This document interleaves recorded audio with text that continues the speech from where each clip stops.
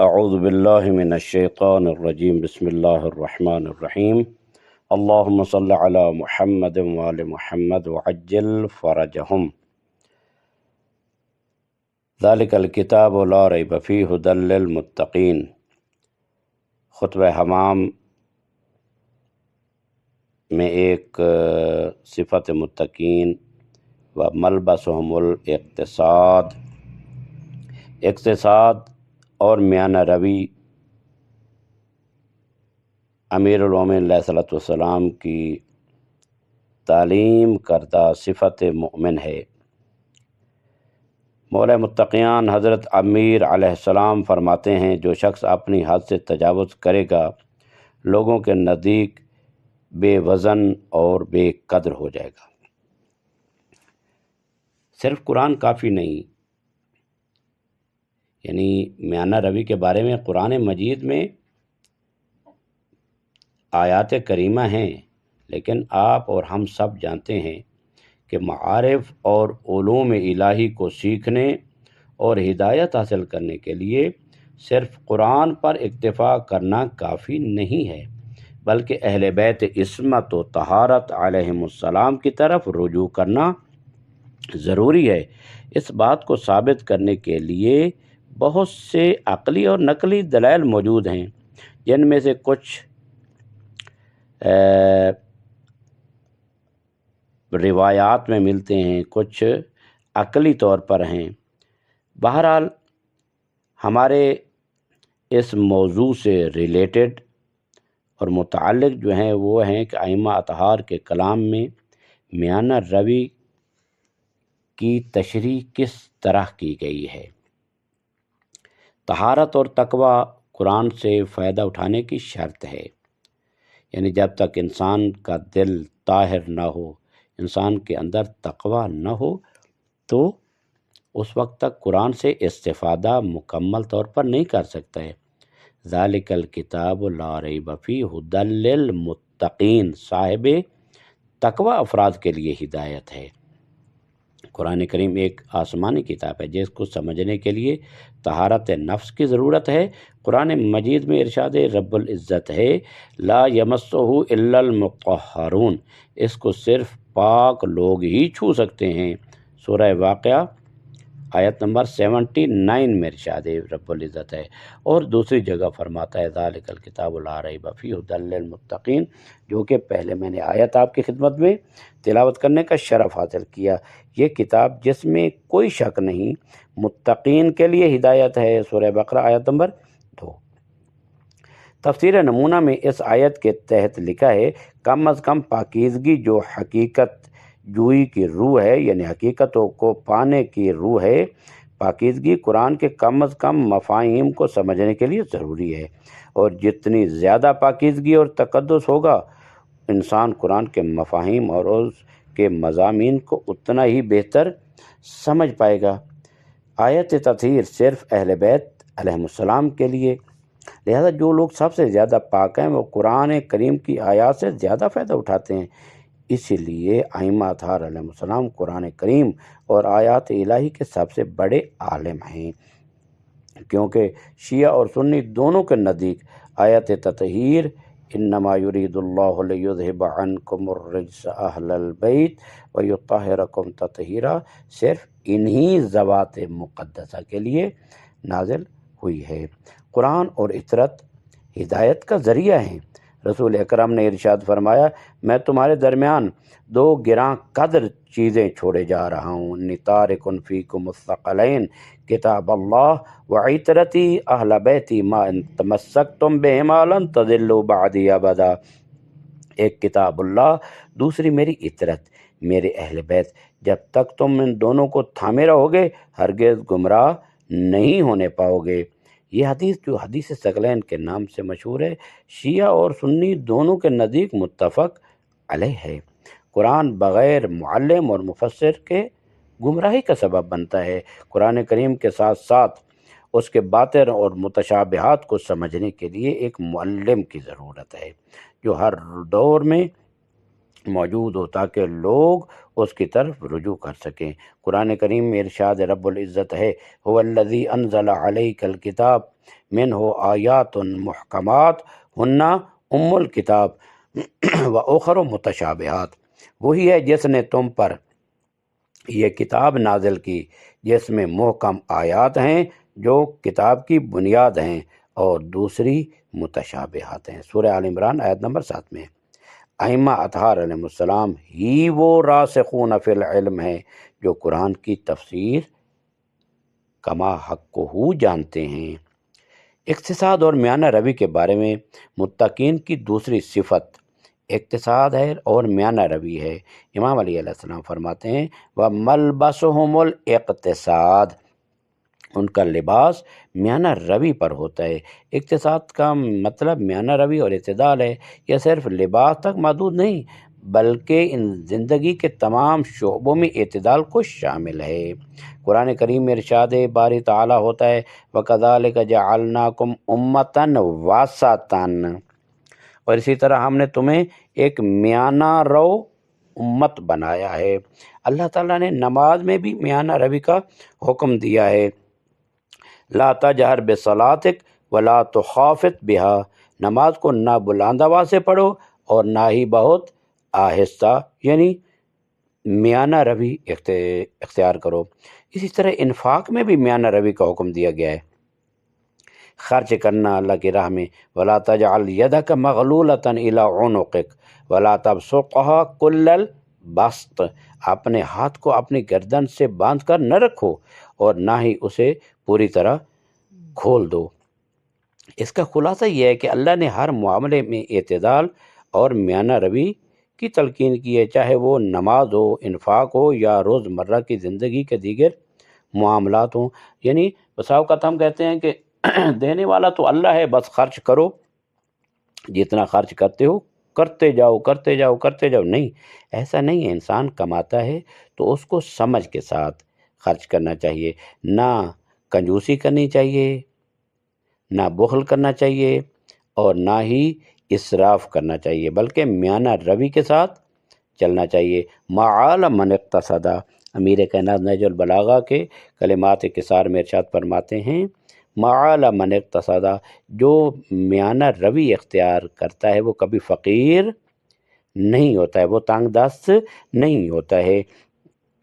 میانہ روی کی روایات ہیں، حدیث قدسی میں آیا اے داود، نہ کوئی منع ہے، نہ اسراف، نہ بخل، نہ ضیاع، بہترین کام وہ ہے جو میانہ روی پر ہو۔ لہذا امام صادق علیہ السلام فرماتے ہیں ہر چیز کی ایک حد ہوتی ہے۔ حضرت امیر کائنات فرماتے ہیں جو شخص اپنی حد سے تجاوز کرے گا لوگوں کے نزدیک وہ بے وزن ہو جائے گا، اس کی وقت ختم ہو جائے گی۔ حضرت امیر المومنین علیہ السلام ارشاد فرماتے ہیں سخی اور کریم النفس بنو لیکن فضول خرچ اور اسراف کرنے والے نہ بنو، یعنی کن سخیًا و کریمن، سخی بن جاؤ، کریم بن جاؤ، لیکن فضول خرچی نہ کرو۔ اور ان المبذرین کانوا اخوان الشیاطین، اسراف کرنے والے مبذرین جو بے حساب خرچ کرنے والے وہ کیا ہوتے ہیں؟ وہ شیطان کے بھائی ہوتے ہیں۔ یعنی بچاؤ، اپنے آئندہ دنوں کے لیے بھی بچاؤ، نہ یہ کہ اگر ایک آدمی کی ایک دن کی 5,000 اگر اس کی آمدنی ہے تو خرچ ہے 2,000 یا 3,000 تو پھر وہ 5,000 ہی خرچ کر دے، نہیں، ایسا نہیں، وہ اسراف میں شمار ہوگا۔ امیر المومنین علیہ السلام فرماتے ہیں اسراف سے بچو اور میانہ روی اختیار کرو، اور آج کو کال کے لیے یاد رکھو، یعنی آج کی جو کمائی ہے اس کو کل کے لیے کچھ نہ کچھ بچا کر رکھو تاکہ کل اس کو خرچ کرو۔ ہماری زندگی میں بہت زیادہ اسراف ہیں، ہم میانہ رو نہیں ہیں، ہم اقتصاد پسند نہیں ہیں، ہم جو چاہے خرچ کر دیتے ہیں اور پھر بعد میں ادھر ادھر منہ تکتے رہتے ہیں کہ کاش کہ ہمارے پاس کچھ ہوتا۔ تو یاد رکھنا چاہیے معصومین علیہ السلام کے ان اقوال و ارشادات کو کہ انسان کو میانہ روی کے ساتھ چلنا چاہیے۔ امیر المومنین علیہ الصلوۃ والسلام فرماتے ہیں اگر تم اپنی نفس کی اصلاح چاہتے ہو تو میانہ روی، قناعت اور کام خواہش پر عمل کرو۔ امام رضا علیہ السلام کا فرمان بھی ہے تمہارا خرچ اور تمہارے اہل خانہ کا خرچ میانہ روی پر ہونا چاہیے، نہ کم نہ زیادہ۔ امیر المومنین علیہ الصلوۃ والسلام کا ارشاد گرامی ہے جو شخص میانہ روی کو ترک کرے گا وہ ظلم کرے گا۔ یعنی کس پر؟ وہ ظاہر ہے خود اپنے اوپر بھی ظلم کرے گا، بچوں پر بھی ظلم کرے گا، اور معاشرے پر بھی ایک ظلم ہے کہ جو اس کو دیکھے گا کہ وہ بے حساب خرچ کر رہا ہے اور میانہ روی اختیار نہیں کرتا، ظاہر ہے کہ وہ بھی اس کو دیکھ کر اگر وہی عادت اپنائے گا تو وہ دوسروں پر بھی ظلم ہے۔ لہٰذا میانہ روی کو ترک کرنے یعنی جو میانہ روی کو ترک کرتا ہے وہ ظالم ہے۔ امیر المومنین علیہ الصلوۃ والسلام کا ارشاد گرامی ہے جو شخص میانہ روی نہیں کرتا اسراف اسے ہلاک کر دیتا ہے، ختم کر دیتا ہے۔ امام صادق علیہ السلام کا ارشاد گرامی ہے جو شخص اپنی زندگی میں میانہ روی اختیار کرے گا اللہ اسے روزی عطا کرے گا۔ یہ روایات میانہ روی کی اہمیت کو واضح کرتی ہیں اور ہمیں زندگی کے ہر شعبے میں اعتدال اور توازن برقرار رکھنے کی تلقین کرتی ہیں۔ یہ نہیں فقط میانہ روی کھانے میں نہیں، میانہ روی کھانے پینے اور کپڑے پہننے میں اور مثلا گھر کے ساز و سامان میں، یہ تمام چیزوں میں میانہ روی ہونی، یعنی اخراجات، انسان کی جو زندگی کے اخراجات ہیں ان میں میانہ روی ہونی چاہیے۔ میانہ روی کے بہت زیادہ فوائد ہیں، ان فوائد میں سے ہے کہ میانہ روی بہترین راستہ ہے، یہ دور اندیشی ہے انسان کی کہ جو میانہ روی اختیار کرتا ہے وہ دور اندیشی ہے اس کی۔ میانہ روی نفس کی تربیت کا سبب بنتی ہے، میانہ روی رزق میں وسعت کا باعث بنتی ہے، یہ انسان کے غنا اور بے نیازی کو برقرار رکھتی ہے، یہ آخرت کے لیے اللہ کی نعمتوں کو ذخیرہ کرنے کا سبب بنتی ہے، یہ نعمتوں کو محفوظ اور باقی رکھتی ہے، یہ فقر اور محرومی سے بچاتی ہے، یہ زندگی کے اخراجات کو ہلکا کرتی ہے۔ میانہ روی یہ کوتاہیوں کو پورا کمی وغیرہ ہو جائیں ان کو پورا کرتی ہے۔ میانہ روی نہ کرنے کے نقصانات افراط و تفریط کے مفاسد، لوگوں کے نزدیک بے وزن ہو جاتے ہیں انسان، اس کی قدر ختم ہو جاتی ہے، لوگ اس کو پاگل اور بیوقوف سمجھتے ہیں کہ جو میانہ روی نہیں اختیار کرتا وہ اسراف کرتا ہے اور بے دھڑک خرچ کرتا ہے، اور انسان وہ تجاوز کا شکار ہو جاتا ہے، ہلاکت میں پڑ جاتا ہے، اللہ کی نعمتوں سے محروم ہو جاتا ہے، فقر میں مبتلا ہو جاتا ہے۔ بخشش اور سخاوت کے وقت مثلاً بخشش اور سخاوت کے وقت اس کی ستائش نہیں ہوتی، فقر اور محرومی میں ترحم کا مستحق نہیں ہوتا، جب وہ فقیر ہو جاتا ہے یا محروم ہو جاتا ہے تو پھر لوگ کہتے ہیں چھوڑو اس کو، یہ اتنا مبذر تھا اور اتنا مسرف تھا، اس نے اپنے حق میں خود ظلم کیا ہے لہذا اس کی پرواہ تک نہ کرو، لوگ اس پر رحم نہیں کرتے، نفس کی اصلاح بھی نہیں ہوتی، بخل یا اسراف اور دیگر نفساتی بیماریوں کا شکار رہتا ہے، مواقع سے فائدہ نہیں اٹھاتا۔ غنیمت ہے انسان کے لیے کہ انسان کے پاس اگر مال ہے تو اس کو سمجھداری کے ساتھ خرچ کرے۔ لہذا اگر ہم میانہ روی کو صرف مالی معاملات تک محدود نہ سمجھیں اور اسے زندگی کے تمام شعبے میں لاگو کریں تو ہم دیکھ سکیں گے کہ حضرت علی علیہ السلام کا کلام اگرچہ مختصر ہے لیکن اس میں معرفت اور اسرار کا ایک عالم پوشیدہ ہے اور اس پر عمل کرنا کس قدر رہنمائی کا باعث بنتا ہے۔ خیر الکلام ما قل و دل، یعنی بہترین کلام وہ ہے جو مختصر ہو اور بہت زیادہ معنی خیز ہو۔ لہذا امیر المومنین علیہ الصلوۃ والسلام کے ایک خطبے کا حوالہ ہم دیتے ہیں جو آپ نے ایک شخص کے بارے میں فرمایا جو اعتدال سے ہٹ گیا تھا۔ تواضع، تیسرا جو صفت ہے انسان کی، تیسری صفت جو ہے وہ کیا ہے؟ تواضع ہے، انسان کو متواضع ہونا چاہیے۔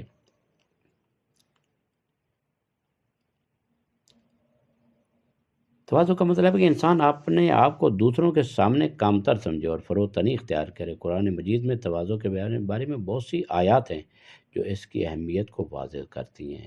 سورہ مائدہ آیت نمبر 54،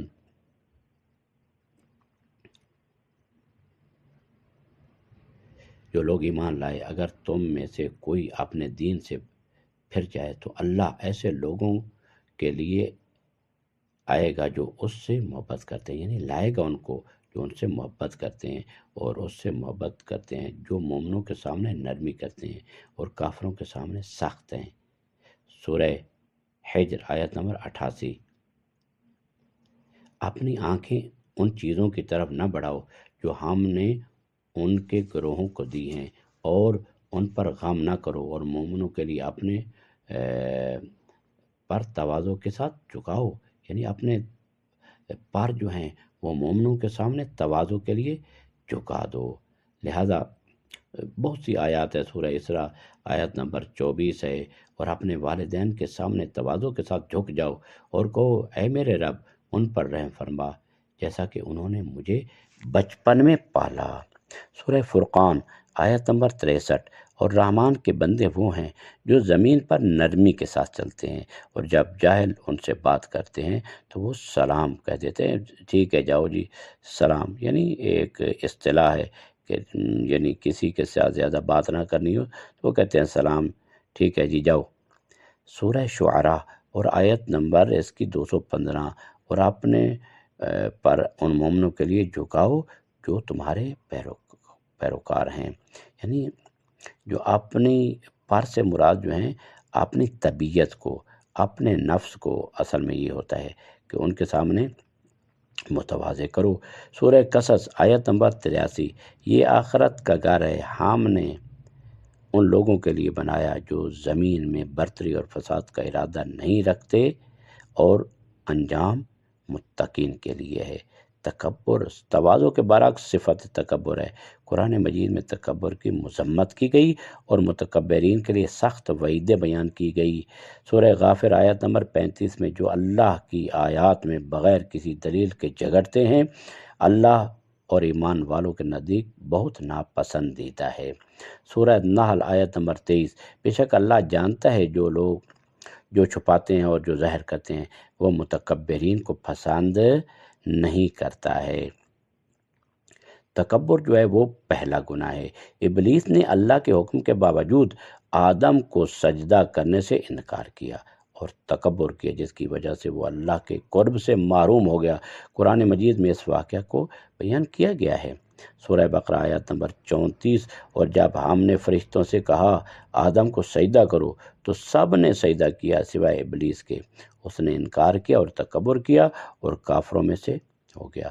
حضرت علی علیہ السلام نے بھی اس واقعے کی طرف اشارہ کرتے ہوئے فرمایا، ابلیس نے اپنے تکبر کی وجہ سے اپنے طویل عبادت کے اعمال کو برباد کر دیا۔ تو یہاں سے یہ معلوم ہوتا ہے کہ تواضع اور اقتصاد ایک بہترین صفت ہے جو انسان کو اللہ کے قریب کرتی ہے۔